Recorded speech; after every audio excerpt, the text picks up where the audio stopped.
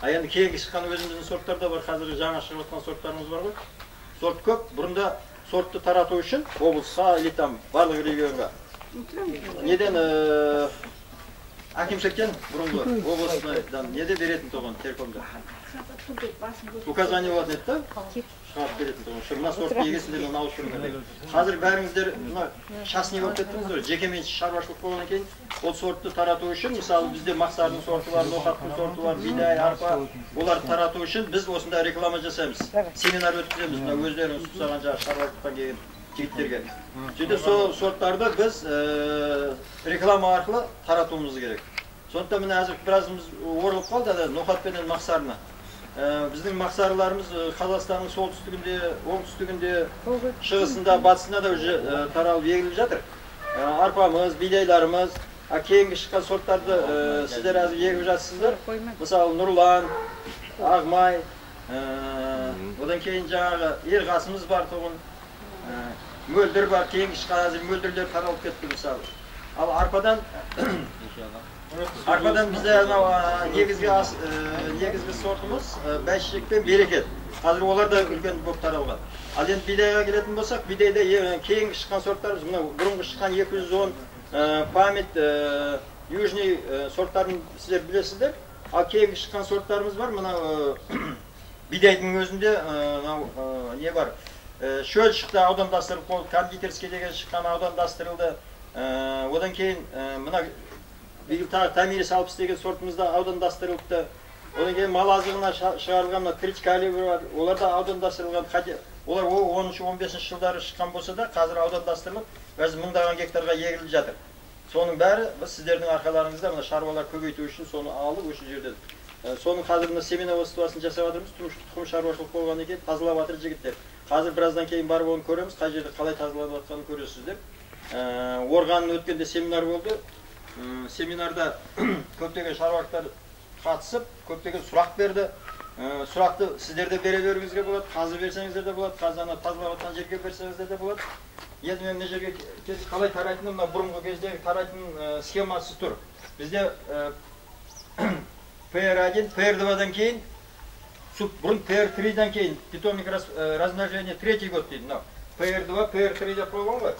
150-200 гектарға дейін жетеді да, содан кейінгісі суперельта болады. Суперельтаны бізде мынау жаңағы тұқым шығаратын шаруашылықтарға қарабауға, сапаға, бадамға береміз да, бұрын алтын төбе бар еді, аз шығып кетті. Олар уже мыңдаған гектарға егіп, көбейтеді дағын халыққа таратып береді. Біздің мақсатымыз осы тек оригинал жаңағы PR2, PR3 шығару. А енді PR2 мен PR3-дің алдында біз оригинальный семена шығару үшін біздегі отдел, семеноводство отдел бар. Олар жаңағы PIP1, PIP2-дан бастайды. Ол дегеніміз егіліп тұрған жаңағы ер1, ер2-дан біз жаңағы масақпен алып көбейтіп, бір масақты егемізді, мысалы 500 масақ ексек, сол 500-дің ішінде почти 50%-і оның жаңағы жарамсыз болып шығады. Жарамсыз болғанда дәні жаңағы оның жаңағы признактарына, белгілеріне байланысты, мысалы 50 дәнге жетпесе, лақтырып жібересіздер, или тағы ауру болса, шүклей болса, оны тазалап, содан біз жаңағы PIP1-дан PIP2-ға өткіземіз. Питомник испытание потомства 2-го года дейді. Енді орысша жазылған ғой. Сөйтіп екінші жылы соны жаңағы 5 метрден егіп, жаңағы сампомен кішкентай комбайнмен орып аламыз да, үшінші жылы барып PR1-ге барады. PR1-нен кейін барып, келесі жылы ол көбейіп жаңағы PR2-ға барады. Сондықтан солай көбейтілгеннің өзіне уақыт кетіп қалады. 4 жыл, 5 жыл. Сондықтан жаңағы оригинальный жаңағы ұрығымыздың қымбат болатыны да сол. Себебі оған жаңағы сіздер істейтін адамдардың бәріне айлық шығу керек үстінде, техникаға айлық шығу керек. Содан кейін жаңағы уақытысы кетеді, сондықтан ол сәл қымбат болатыны сондықтан. Соны алып, биыл жаңа сорттарды біз көбейтіп, осы тарату үшін шаруашылықтарды шақырып, осындай семинар өткізіп жатырмыз. Сұрақтарыңыз болса қысқа. Сұрақтар жоқ па? Бар ма? Бар ма? Любой сұрақ айтып қоя беріңіздер. Қандай жұмыстағы? Бізде қазір бір кемшілігіміз, мысалы, сортымыз көп. 10 шақты, одан да көп сорттарымыз бар да.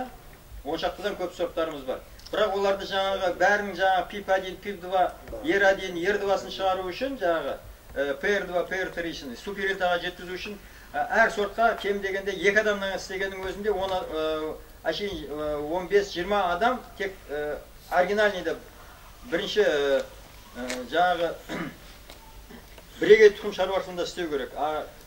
Өкінішке орай біздің адамдарымыз, мамандарымыз жоқ. Сондықтан бұл әзір сәл қиыншылық туып жатыр. Жаңа сорттарды көбейту үшін сорттар 10 шақты сорт бар ғой. 10 шақты сорттың бәріне хотя бы бір сортқа 2 адам жұмыс істегенде де жыл бойы 15 сортымызға 30 адам жұмыс істеу керек. Сондықтан сәл қиыншылықтың туып жатқаны да сондықтан. Бұрынғы кезде мысалы бір сорттың өзіне бір 10 адам істей беретін тұғын. Бір отделдің өзінде бізде негізі 5 отделіміз бар, 5 отдел, 4 отдел жаңағы негізгі отделдер болса, сол негізгі отделдердің өзінде 10 адамнан істегенде 40 адам істесе өте күшті болар еді, бірақ өкінішке орай ондай болмай жатыр.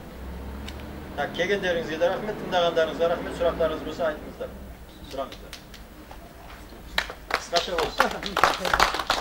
Гибридизация қыласыздар ма?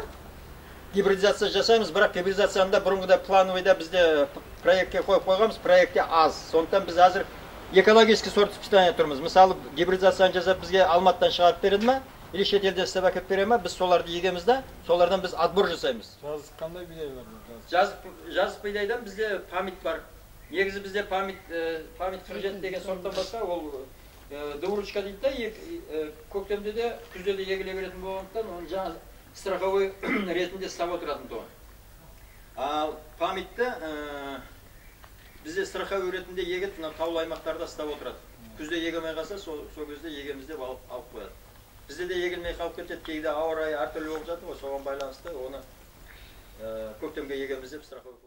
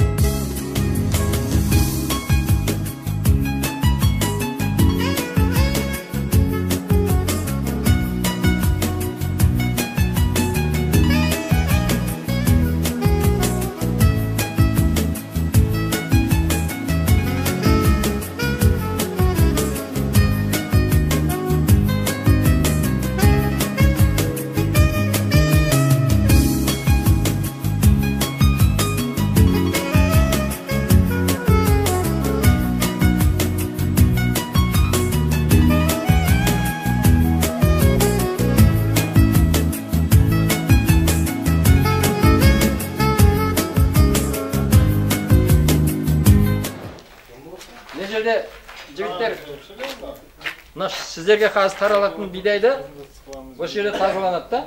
Мына қазір 210 тазаланып жатыр. 210 негізі ана жаңа ана жерде көрсеңіздер, жаңа көрдіңіздер, PR1 деп қойған ғой. PR1, одан кейін PR2. Мына супилютасы келіп жатыр. Сондықтан бұны тазалау үшін осы жерде жігіттер қызмет жасап жатыр. Мына жерге алып келіп, анау тазаланбағандар, кейін тазаланғандардың бәрі мына жерге жаңа қапты алып келіп тұр, қапталады да, қапталып барып жиналады. Сондықтан мына жерде мынау ОВС-те бірінші очистка болады. Қазір міне уже жақындатып жатыр, уже 4 сортта уже тазаланып қойылған. Мынау қазір уже 5-ші сорт тазаланып жатыр. ОВС-тен кейін мынау СМ4-ге келеді да, СМ4-де екінші тазалауынан өтеді. Бұл жерде екінші тазалауы кетеді дағыны, жаңағы ішіндегі шарпарлардың бәрін алып қалады дағыны, пектусқа өтеді.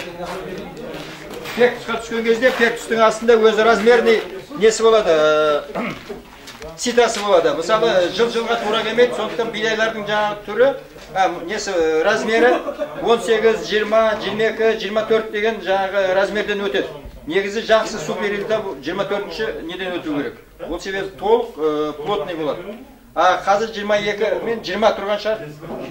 Сапар нешті тұр? 18-де ма? 20-да тұр.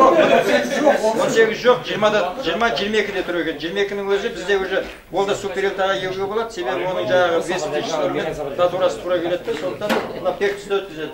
Пектустан шыққан бидай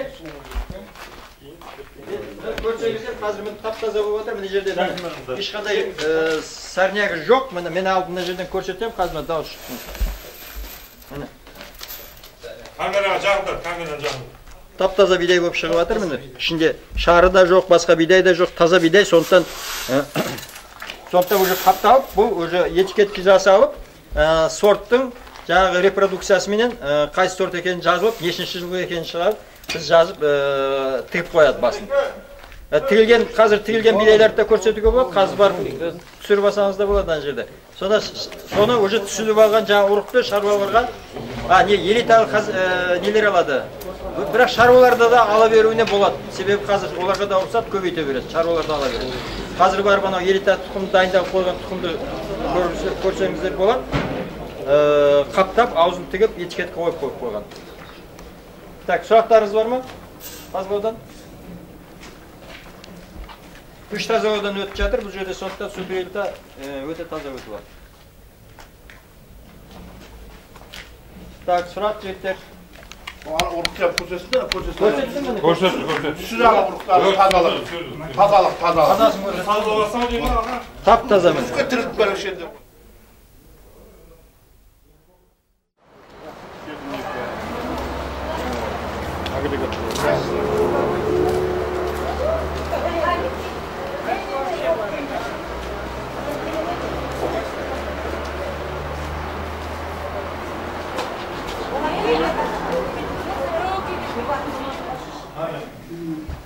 Барлықтарыңызды мына семинарға келгендеріңізге құттықтаймыз. Біздің осы семинардағы сіздер жақсы мәліметтер алып, өздеріңіздің білімдеріңізді толықтырып қайтады деп сенеміз.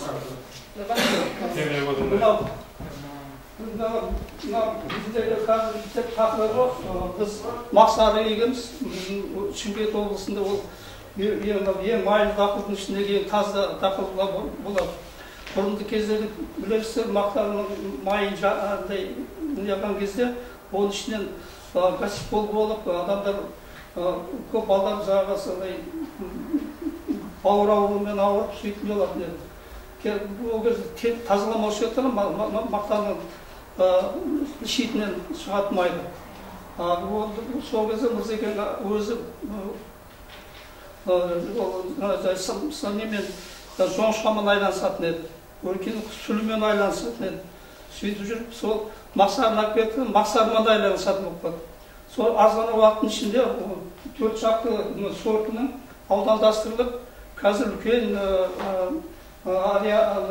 майданға егіліп жатыр. Ол солтүстік облыстардағы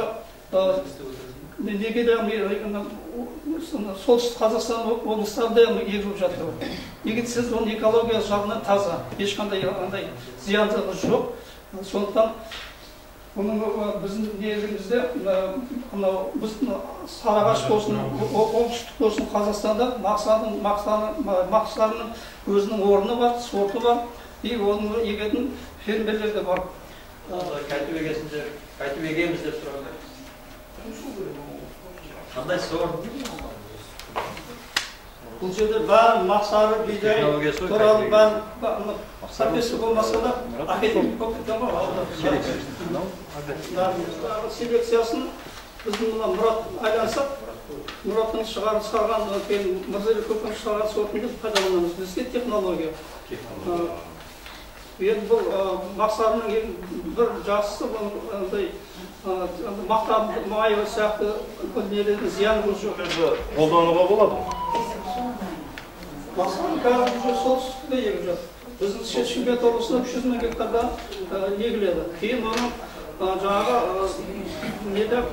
Шымкентте мақсарының май заводтар бар. Олар барын алатқа майға завод көшізер, ол жақтан ол продукция болады да, магазинге кете береді. Бұл сорттар және зиянкестермен күресу. Бұл селекциялық өсімдағымыз. Мұнан өзі көрсетіліп тұрған. Жұмыстың мақсаты бұл селекцияда біздер коллекциялық өсімдағымызда 160 номер. Ол Өзбекстаннан келтірілген 40 номеріміз бар, және Мексикадан келтірілген Элса номерларымыз бар. Және де бұл мақсарымызды жалпы айтып өтетін болсақ, латинский название картамус тенторис дейді ғой. Бұл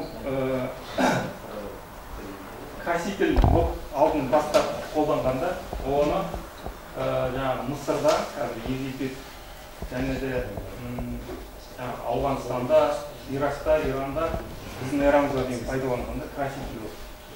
Ал біздің орталық Азияда бізде бұл май алу үшін пайдаланылатын өнім. Әсіресе осы біздің оңтүстік аймақта бізде жауын-шашын мөлшері 421 болса, орташа жылдық бұл дегеніміз жаңағы орташа жартылай қамтамасыз етілген аймақ. Бізге осы майлы дақыл дұрыс келеді.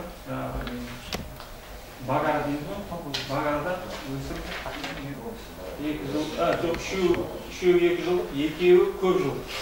Біреуі ғана мәдени болады, 10 толық. Қазір не болсаңыз сол мәдени. Takımda sol. Nereye?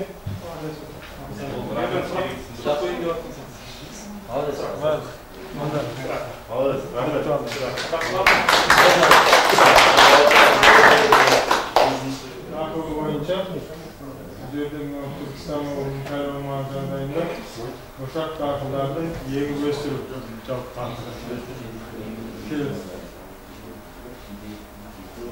bizim maksatımız traktörle joğarımız verетін nokat sort ürünlerin іріктеп, arasынан таңдап, әртүрлі стресстік ауа райы жағдайына факторларына қарай, ауруларына қарай бөліп алу. Жақсы үш жерге бейімделген, солар бөліп алып, жаңа сорт шығару негізгі мақсатымыз. Тапсырмаларымыз біздің nokat өнімділігін арттыру, жаңа сорт шығару, түсіндіру дейміз. Бұл жекелік шаруа қожалықтарға қалай егілетінін, қашан егілетінін, қандай жаңағы технологиялық өзгертуіміз керек шаруашылықтарға ұсыныс береміз. Төртінші тәжірибелік ғылыми егістік алқаптарды шаруа қожалықтар көрсету жұмыстарын. Фермерлер үшін практикалық құндылық дейміз. Фермерлерге жаңағы өсіп тұрған ноқат дақылының егіс барысында түсіндіру жұмыстарын жүргіземіз. Келесі. Биылғы жылы дақылдардың жалпы сипаттамасы дейді. Ноқат дақылын жақсы алған, бидай, арпа, мақсары дақылдарына алғы дақыл жақсы болып келеді. Себебі оның тамырында тінек бактериялар түзетті ауадан. Азот тінек бактериялар. Сол келесі жыл жерде қалады да, кейінгі жыл бидай егілген кезде өнімділігін жақсы көтереді. Өсіру оңтайлы жағдайлар. Ноқат негізінен көктемге февральдан бастап егуге болады. 17 жылдан бастап. Оған патент та алынды.